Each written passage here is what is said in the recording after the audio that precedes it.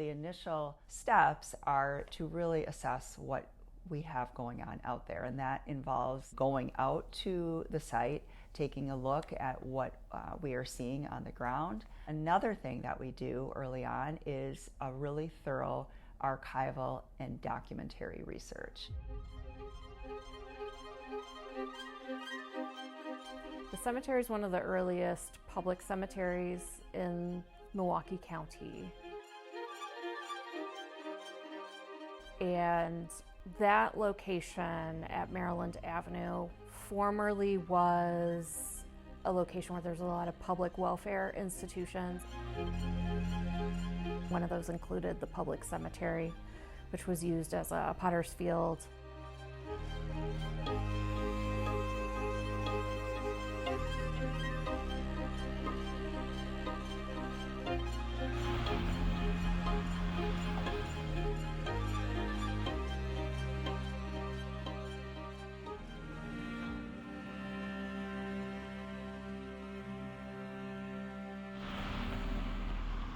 October of last year, 2024, we were digging for a new greenhouse. And during that construction, they found the human remains there. We found out about the cemetery. We knew a lot of the history. So as an educator, my whole life being an educator, my first thought was, how can we educate the children? How can we make this into a really positive learning opportunity? Obviously, we want to pay tribute and have respect for the history and the people that have been buried there, but at the same time, I mean, we're an educational institution. We want to make sure that everyone understands, learns about it, and has a really positive understanding, not just for the history, but for the current community as well. When there is an inadvertent discovery, the initial thoughts are to figure out what is actually being unearthed. So we knew that there were human remains, but we didn't immediately know what the context of those human remains were. Are these coming from an intact grave or cemetery, or are these skeletal fragments that are perhaps had been excavated elsewhere and were incorporated within a fill or secondary deposit? So the initial steps are to really assess what we have going on out there. We're looking at land documents, including deeds, public documents, maps, government records. What we try to find out is when cemeteries were established, when they're abandoned, when did they stop being used, kind of people may have been buried there, and then also what kind of maintenance and if it was consistent over time. So in the development of Milwaukee, its early years, so we're looking in the 1840s, 1850s, there were several outbreaks that occurred during those times. More significantly, there was a cholera outbreak in 1849 and 1850. Most of it centered around the influx of immigration happening at that time into Milwaukee. That was northwestern United States, and people were moving out from the east into the west, and one of those entries to western portion of the states at that time was Milwaukee and Chicago area. And when people move, they bring everything with them, including disease. So you see a couple of different diseases arriving mostly through port into Milwaukee, and of course cholera is one of those that came. There were as many cases reported by the medical board, I believe in 1850, that was up to 300 people died from cholera. So it's a short amount of time, within 2 months, 300 people dying. At the time of the outbreaks, there was no infrastructure for public health. When you have a large number of people dying within a short amount of time, those remains have to be buried somewhere, and typically public cemeteries kind of serve as a burying ground for those decedents.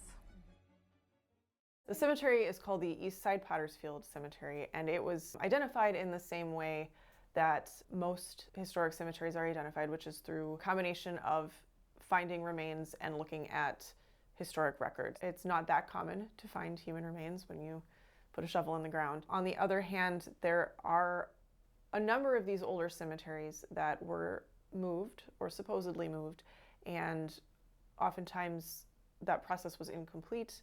There wasn't funds, there wasn't time to move the cemetery entirely, or in the case of a pauper cemetery, might not have been marked at all. For the archaeological sites in the city of Milwaukee, one of the ways is to look at what has been reported within the city. So any archaeological site that is known within the city should be reported to the Office of the State Archaeologist, and then they maintain that database. In the case of this cemetery, it's mostly newspaper articles that describe this terrible disease outbreak that happened in the city of Milwaukee at this time and talk about burying individuals on this property. Some cases quite a few people in a single day. There are parallels with recent viral outbreaks. Most recently and significantly is the COVID pandemic in 2020. It was interesting when I was reading through newspaper articles during these outbreaks, and that there was a very similar discourse happening regarding science, medical knowledge and information, what was valid, what was not, and more specifically in terms of the Potter's Field and mass graves, we saw that in New York specifically, spring and summer of 2020, you have thousands of people who are dying from COVID. And the hospitals, morgues, funeral homes were just completely overwhelmed with decedents. So the government in New York decided to use Hart Island, which is the largest Potter's Field in the US.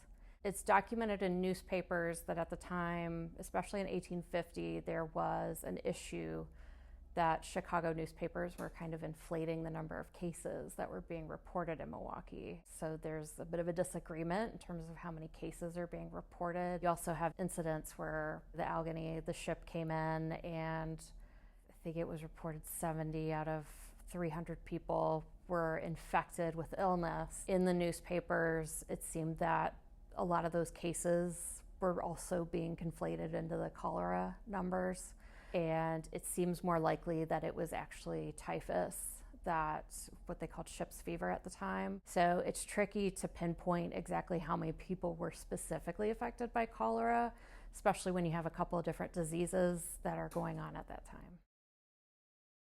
That area specifically for Milwaukee, it did not see much development until the 1880s. And at that time is when, I believe 1887 is when Maryland Avenue School was first constructed, and that is when we have the first rediscovery of the cemetery at that location.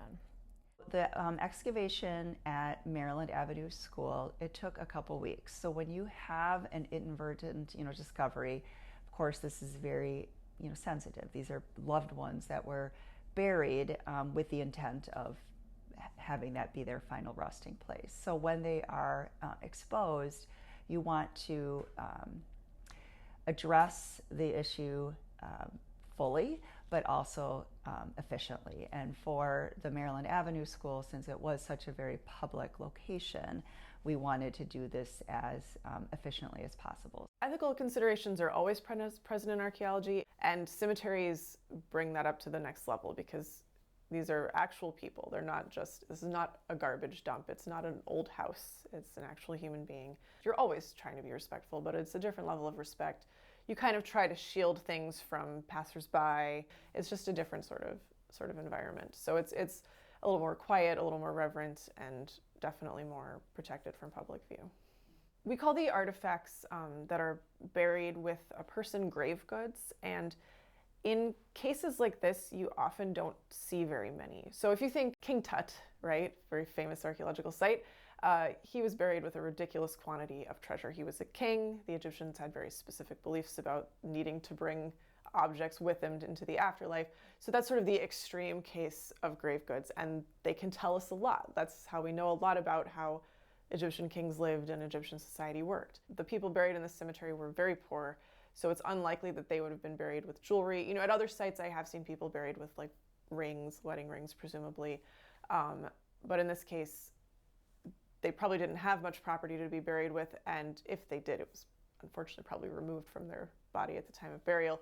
So as far as artifacts go, we found buttons, pins that were holding clothing or shrouds in place. And that's about it. But that also tells us something. It tells us, that these individuals were buried with the clothes they had on and probably not much else. There have been multiple cases now of rediscovery for human remains, and unfortunately, it's not well known that the cemetery is there. And, we have that information now.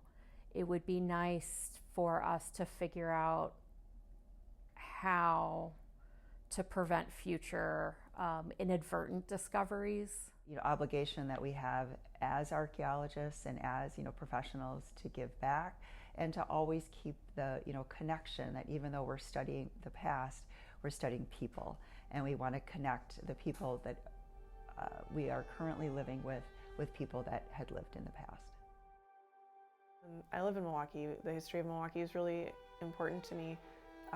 I chose to live here because I like it here. I think it's a beautiful and fascinating city, and I want to share what I find fascinating about it with people. We don't oftentimes get to connect with the communities we're working in. We go in, we do what we do, and then we leave. There's not often a focus on local history, and I think sometimes forget that you don't really have to look far. It was really exciting to work with these students. They were very engaged. They were very curious about what we were doing. They were excited to learn the history of their school, and it was just really encouraging to make that connection and to get some of this information out there, because popular views of archaeology are pretty inaccurate, so it's nice to have the chance to dispel some of that. Yeah, this is a space where we had the burial grounds from the 1850 cholera outbreak. We're using it now as a memorial. It will eventually be a prairie and a bench with a plaque here, so the school community as well as the neighborhood community can walk by, read about it, understand the history of what happened here on this site, and pay tribute to those who have passed.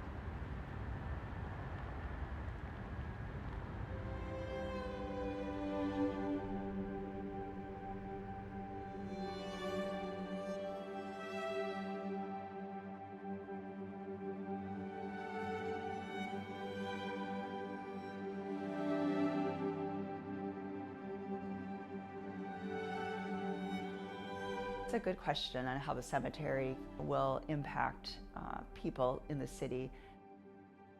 I hope that it just makes people aware of the past, and that we share the land and the place that we live with people that came before us.